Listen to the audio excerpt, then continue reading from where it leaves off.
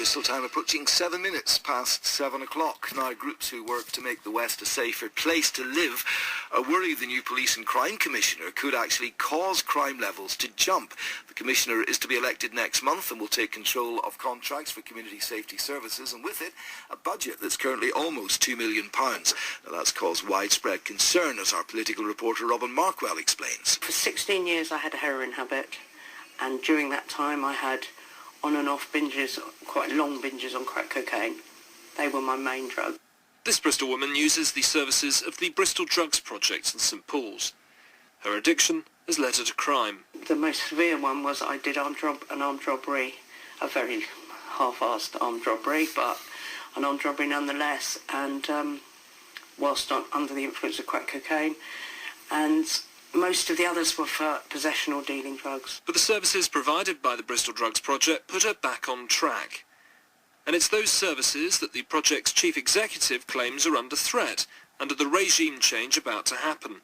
Here's Maggie Telfer. Police and crime commissioners are very important people.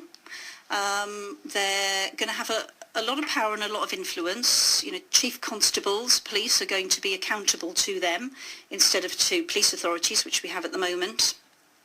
And one of the real concerns we have here in Bristol is that they will get a budget which includes around £1.2 million currently spent on drug treatment here in Bristol. It goes into a budget which means they don't have to spend it either in Bristol or on drug treatment in the future. So that's a really big risk for people in this city. Her concerns that money that is currently ring-fenced could go elsewhere are shared by another St Paul's charity, Support Against Racist Incidents. Very difficult. I think we don't know what's going to happen. We have got no clear idea as to how this is going to work. Batuk Panj's organisation currently receives £19,000 in community safety funding. Whether one man, but his team, the people around him are going to be very, very important who are advising him. And if the person is wise, he will use Safer Bristol and the expertise that is around and say, okay, hold on, I need your help. We're going to work as a team and let's go. I would rather, he says, budget, here it is, Safer Bristol, you monitor it in Bristol. This is what I rubber stamp, you bring it to me and we'll work on those bases. The hope then is that the new Commissioner will commit to current funding arrangements, and candidates in Avon and Somerset seem warm to the idea of doing so. But the potential is there for big change, and that's caused the Safer Bristol Partnership to warn crime levels could rise if bad decisions are taken. The government's argument in all this remains that these elections are designed to bring democracy to policing, giving the new Commissioner a mandate upon which such tricky decisions can be taken. Well, that's Robin Markwell with the background to this. Our political reporter Matthew Symonds speaks for Voscur, who support Bristol's voluntary and community sector. Matthew joins me on the line now. Matthew, good morning. Good morning, Steve. I guess that is really the job of the Police and Crime Commissioner, isn't it, to make these decisions? Is it democracy, do you think, then, in use, that's what they're there for? Well, it's really positive that there will be somebody who's accountable to the public making decisions about community safety, policing in our area. But the worry is that, as Maggie has said in your report, that the funding that they will have in their budget is no longer going to be specifically allocated to spend on really important services like drug treatment, which do have an impact on crime in our neighbourhoods. So if the Police Crime Commissioner, whoever it is, when they're elected, decides they want to spend that money on other things, like more police officers on the beat, and take it away from some of the services that people don't see but that take place and have an impact on making the streets safer, then we could see crime rise. And this, I guess, is what the cynics will say, that it comes down to one man or one woman's decision. It's quite a big change there. I mean, they will obviously have to work with people like Safer Bristol and other community partnerships across the whole of Avon and Somerset. It's a very big area that the Police Crime Commissioner will oversee.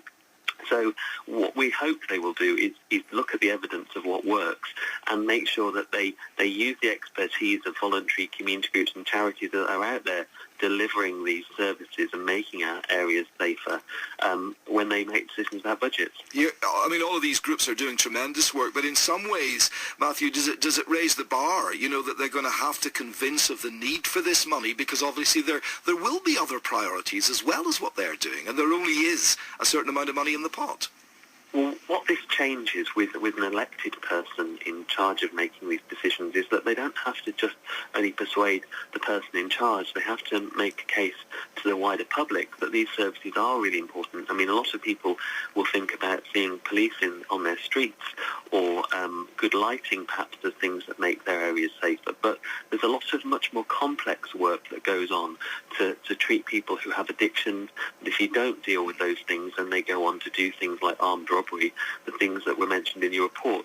So they do have to persuade the public that this work is important too. Yeah, and maybe there is a swathe of the public who do think that they want more police on the streets, at the risk to other sort of groups who are dealing with drugs and so on. But I suppose the worry as well is the ignorance, isn't it, about these elections of both the PCC and the mayor. Democracy's great, but if there's a tiny turnout, is that very democratic? There is a big danger about the election in November. A lot of people are not very aware that the election for the Police Crime Commissioner is taking place, and in our area there are over 1.6 million people, I think, who can vote in this election to decide the Police Crime Commissioner.